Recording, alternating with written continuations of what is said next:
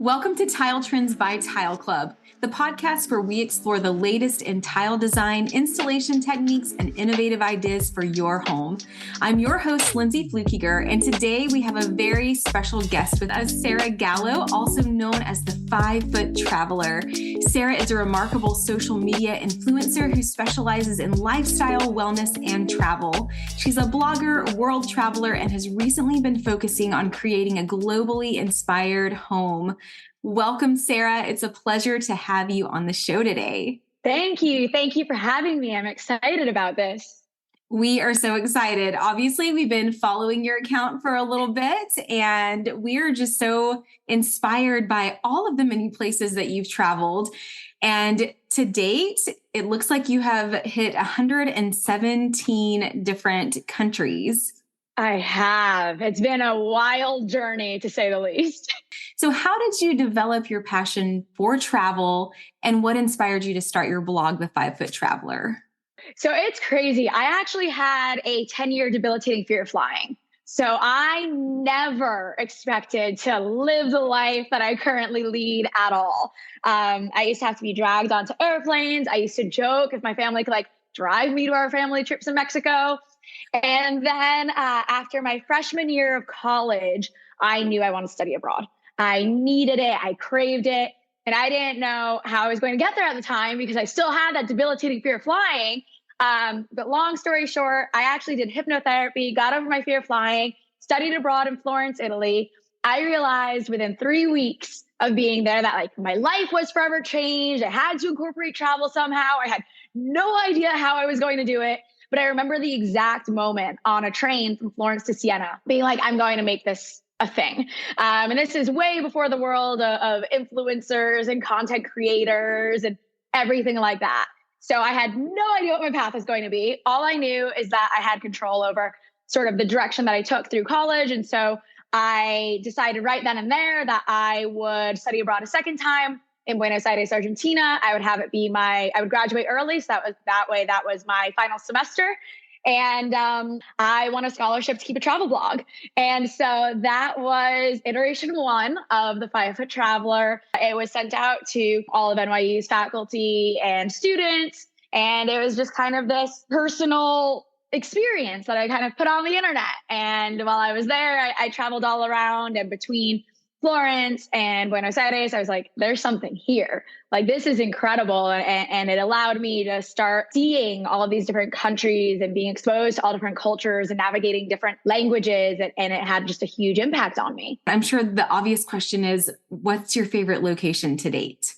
Oh my gosh, New Zealand is my favorite country, with flying colors. I think New Zealand was my 86th country. And until then, when somebody asked me, I had no answer. I was like, well, I could tell you my favorite country for food or for culture or for sightseeing or for nightlife or whatever you want it to be. But I didn't have that number one. And then in 2016, I spent a month in New Zealand with my brother. And I knew within 24 hours of touching down that I officially had a favorite country because the landscapes are just outstanding there. And there's every adventure activity you could ever ask for. So it's amazing. So you mentioned kind of the fear of flying and then going and then navigating language barriers and all the things. How does one do that? So walk us through what that experience is like when you're experiencing a new culture, language, all of it. We want to hear. Absolutely. I did the bulk of my traveling when I was younger. And then over the last 4 years or so, now it's just a few countries a year. And I look back on what I did. And honestly, I give myself a pat on the shoulder because I'm like, oh, that was a lot. As for how it went, it's one of those things, there's nothing that really prepares you for it other than an open mind. Knowing that it's going to be hard, it's going to be challenging, but it's also going to be fulfilling. There's nothing else that you could do to prepare for it. And I know that's not really an answer, but you just kind of realize when you're thrown into a situation like that, the mind adapts. You figure it out. It's not like there's a formula that I followed or anything like that. It was more I'm showing up, figuring out how to navigate public transportation. There's a lot of hand motions and gesturing happening to try to break through language barriers. But ultimately, intuition does guide you, and people are so helpful all around the world that even with the language barrier or not knowing where you're going or the directions or anything, people want to help in the grand scheme of things. And they want to introduce you to their culture and their people and their communities. And so as long as you approach it with an open mind and a smile and with joy versus frustration that may have happened en route getting there, I think that makes all of the difference, because on the road, things absolutely go wrong. Which kind of leads into a lot of home projects as well. But on the road, a lot of things go wrong. And that's unavoidable in many cases. And it's nobody's fault. It's just what it is and how it goes. And so as long as you're prepared for that mentally and have ways to, and if you're solution oriented, then you're going to be just fine. So fun. Now I want to pack my bags and go somewhere. So awesome. I can totally help you. It's amazing. We know that you have purchased your dream home with your fiance. Congratulations. Thank you. How has your travels inspired you to create a globally inspired home? I never knew when I was going to buy a home or where it would be. I mean, I looked up property in Australia. I looked up property in Portugal. I've dreamed about living in Italy again. The joke was that I was never going to settle back down here. And then long story short, I ended up actually purchasing the house next to my childhood home. So wow. Traveled the entire world to literally end up back home. They say home is where the heart is. And honestly, it really is. And I didn't believe that when I was 25. I thought I was going to live somewhere foreign and marry a foreigner, and that was what it was going to be.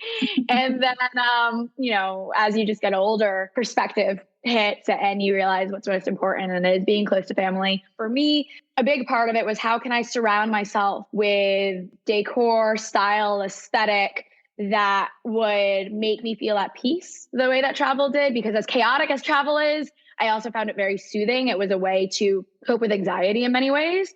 So it was, okay, how do I bring that into my home so that my house is a place of zen? So that way my house reminds me of the places that I've been, and I don't feel like, okay, I'm stuck in this building that isn't me and doesn't have my personality. And now I just need to get on the road. So it was really conscious of finding that happy medium balance of, okay, I'm still traveling. I'm not giving up my brand that I've built or anything like that. But I also want to be able to live in and sit in this house and enjoy it. And so for me, I was very hands-on through the entire process of this house, because being an entrepreneur and running my own business and traveling the world, I've come to know myself very well. I know what I love. I know what I don't love. I know what I need to be the most productive and the most happy, honestly. And so I was very hands-on through this entire experience. I did everything from designing rooms to literally the drawings of the rooms to coming up with the entire interior design aesthetic, ultimately choosing tile and hardware and all the products and everything that came into it. Kind of operated on a one-woman show. I just kind of took a lot of the skills that I had acquired over the years to build the 5-Foot Traveler and took that to put it into the house, because you need to be detail oriented, and you need to have a vision, and you need to be visual, and you need to know where you want to go and what you want that end result to be. So there were a lot of parallels to traveling that when I bought the house, I didn't know. And I was like, because this whole house is a renovation job. We're doing it step by step. Started with some rooms, still have a lot of rooms to go. But I knew that we're willing to put in the time and the effort and build this and do this right, that it would yield me this globally inspired home. And so, the room that I'm sitting in now is my home office. And I went bold and I painted the walls a deep purple, which has been my brand color for the last 14 years. So just little things like that just instantly make it yours. Is there one kind of culture or aesthetic that really speaks to you based on your travels? So I went a little coastal. For me, there's nothing more relaxing than sitting on the beach and watching the waves crash and listening to the ocean. When I lived in Australia for a few months from 2018 to 2019, I lived across the street from the beach. I could see the waves crashing from my balcony. It was outstanding. When I began designing this house and looking at the interiors and how we were going to redesign, I knew that I wanted to bring in that ocean wave in some way into our house. I started just envisioning how I could incorporate that ocean vibe, that coastal vibe throughout our house without having to rely on paint. And ultimately, that's how I ended up on tile. We can't even explain how excited we were to see photos of your final installation. Our whole team was like, thank you. Oh my gosh. Rooms that I did with you guys, and now we're jumping ahead a little bit, but we just nailed the ocean vibe so perfectly, the beach vibe so perfectly that every time I walk into these rooms that we did together, it gives me that sense of calm and that sense of peace. It's exactly what I wanted. When I saw your tile for the first time, I was like, that, done, sold. I don't need to look anywhere else. I know that this is exactly what I want and it's going to look amazing. And that was really exciting. You went with our Emporio green onyx stone lip tile, which does have like blues and greens in there. And what are you loving about having that porcelain stone lip tile? Well, I love everything about it. It's literally my happy place in our house. And it's funny because backing up just a little bit, I always thought I wanted nothing busy. Like I am a very solid color. When I first got into the house, I was like, I want nothing with design or pattern on the walls. I want to bring that in through decor. And then, when I saw your Emporio green onyx, I was just like, you know what? This isn't going to be busy. It's going to look like a wave crashing and it's going to be perfect because it does have those jades, those blues, a bit of copper color. And so then I learned that porcelain style is easier to maintain as well. So it's easy to clean, easy to maintain, looks stunning. I mean, it is just drop dead gorgeous. And then it is just so much more affordable than the marble. And so for me, it's like artwork on my walls. And that's probably the thing I love the most is every time I walk into the bathrooms that we did, and it just instantly transports me back to the beach. And I love that. I have no words when it comes to it, honestly, because it's the perfect tile. And admittedly, I discovered you guys after I'd already been looking for tile and nothing had really, like, I wanted to be wow. And I had this vision. I didn't know what it was, but I knew it had to be beachy. I went through samples from other companies and like nothing was registering. And I knew we were doing a really big tile area. And so it had to be perfect because if it wasn't the perfect tile, that's a lot of space to be covering in tile that you don't love. And it was actually my mom who, prior to discovering you guys, I had found one that I was like, all right, it's all right. And she was like, you gotta love it. She's like, if you don't love it, you're gonna regret it. Yes. And then ultimately I discovered you guys. I saw your Emporio green onyx and I was like, that, done, sold, found exactly what I'd been looking for. And that was a really amazing feeling. Well, obviously we love that main bathroom that you have with the green onyx. And then you have two more. I'm partial to the pink. I love it. Oh my gosh. Did you go with, was it gold fixtures that I went with brushed gold fixtures with the Emporio pink onyx. And when I first saw the Emporio pink onyx, I was like, all right, I'm going to get a sample. And I'm going to see if I can convince my fiance that this is a good decision. Because I admittedly was never a pink person. He wasn't a pink person. But when I saw that on your website, I was like, this has the ability to be something stunning. And I'm funny enough, not even a gold person until recently. So like that bathroom, it was a very bold move on my decision. I was like, all right, this is going to be either perfectly what I envisioned or not. And it ended up being absolutely incredible. It is, we love it. Actually for the first 2 months of living here, that was our main bathroom because we were finishing up our master bath.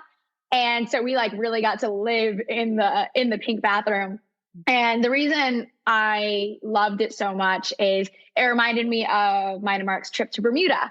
It was one of the first big trips that we'd done after the pandemic. We did a few like smaller ones and a few staycations, and we met May 2020. And so our whole story is just crazy. And so Bermuda was one of our first trips, and there are pink sand beaches in Bermuda. And when I saw the Emporio pink onyx, I was like, this just reminds me of Bermuda. Like, I love this. And just the way that the pattern flows in it, it truly is like the pink sand beaches. But then I wanted to offset it to ensure it wasn't too girly. I wanted to really like balance the energies in it. And so I went with a deep navy double vanity and deep navy mirrors kind of balance that masculine feminine. We love it. And it really gives off, again, that coastal vibe, but in a completely different yet complementary way from the master bedroom. And like I said, it's pretty cool to see something that I wouldn't have normally gone with design wise. Just it's amazing. It's so nice when people step out on a limb and they're not afraid to just be expressive or try something that, like you said, like maybe not be kind of in their wheelhouse or like their comfort zone, but then they do. And then they kind of, it really works for them. It brings them joy. Exactly. And it's so funny because that bathroom originally was going to be like it's a guest bathroom. It doesn't matter. So like we were looking at just tubs with surrounds, and then like, we're like, we don't love that. And then a contractor came over and was like, well, just subway tile straight up. And I was like, speaking to the white subway tile, I was like, that sounds very white. Yes. And then, but him saying that though, is what made me consider tiling our guest bathroom. A big goal with the bathrooms was to tie in a lot of like the luxury hotel feels that I've had around the world. I've been very grateful and very, very blessed to have been to some of the world's best, most luxurious hotels. And so I really wanted to tie in features that I loved from those places. And tile was such a big part of many of these places. None of them had tile as nice as mine, just throwing it out there. But of course not. But it was very cool to really have that transition from, okay, it's going to be a tub with surround to, we're going to use these large stone porcelain tiles to really make a wow statement.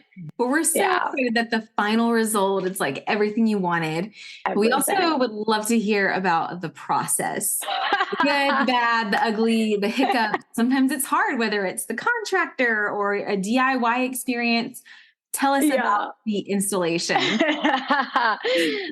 Great question, Lindsay. So ahead of time, everybody warned me that things usually go south on a project.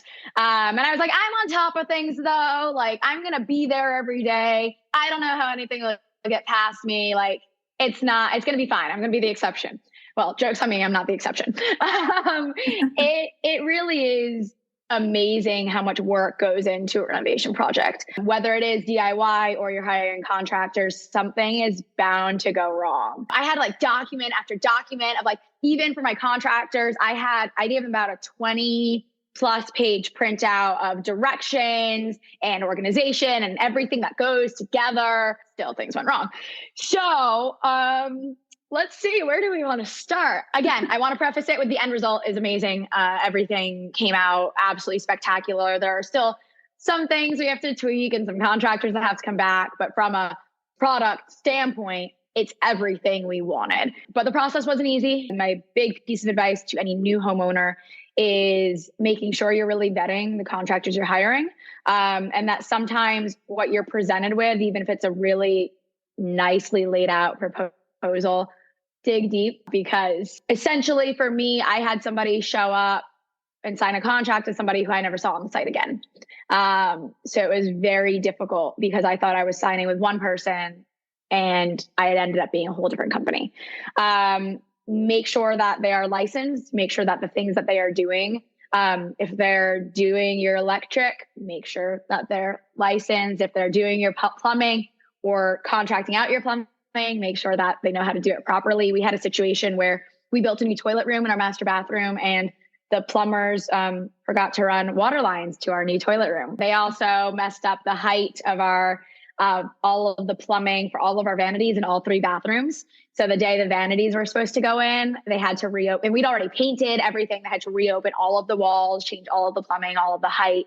So there was a lot that went wrong. They broke some tile, which they paid for. They laid some unevenly, and then they're like, "Oh, we got to buy more tile." I'm like, "Great!" So it slowed down timelines, and again, that was definitely a them thing.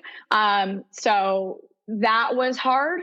I am a very timeline oriented person, and let's just say we were supposed to be moved in by Christmas, and we moved in end of March into a construction zone because we were done. Like I was just like, we're done. We're moving in. We're moving into the construction zone. We're kicking out all the contractors. We'll have them come when they can, but like done.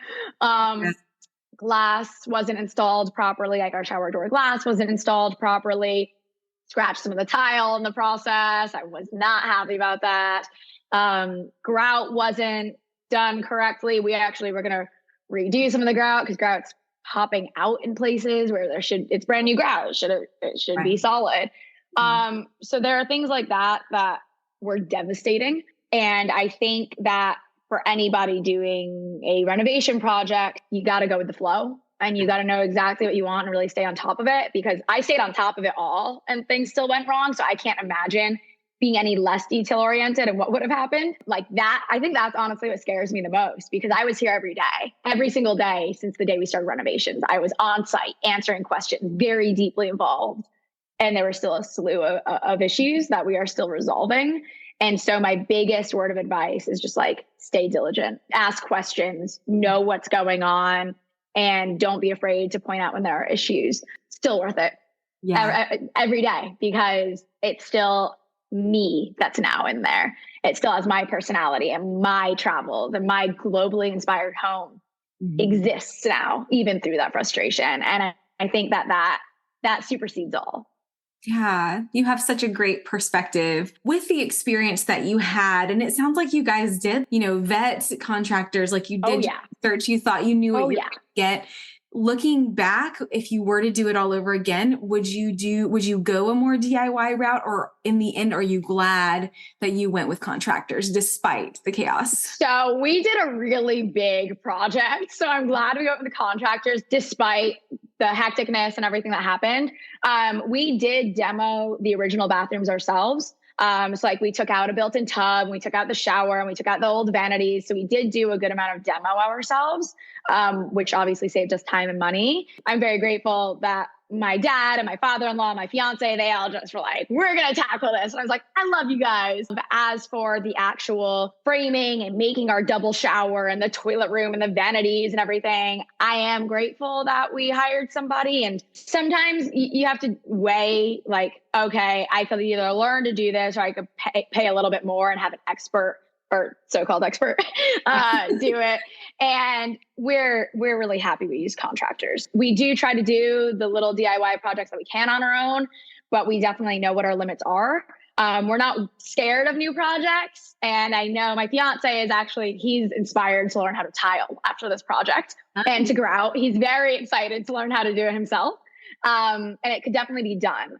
So last question, Sarah, what is to come for you that you're excited, whether it's travel or new spaces in your home that you're getting ready to renovate? So we will be renovating our sunroom and our kitchen next over the next few months. We're really pumped about it. Lots of exciting designs in the works, and we're going to be chatting about our kitchen flooring and backsplash soon because we have I'm very excited about what we can do in both of the rooms. And so those will have a good glow up soon.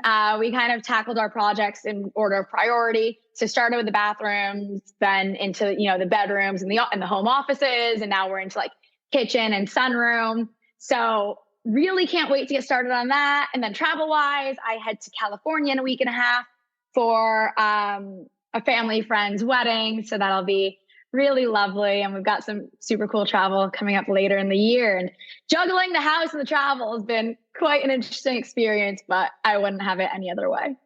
Awesome. It was such a pleasure to talk to you today, to learn more about you and how travel is inspiring your home. Thank you so much. We're so grateful for the opportunity to collaborate and work with you and help your design visions come to life. Thank you. And you did. We love our tiles so much. It's amazing. Awesome. Thank you so much, Sarah, and happy tiling. Thank you.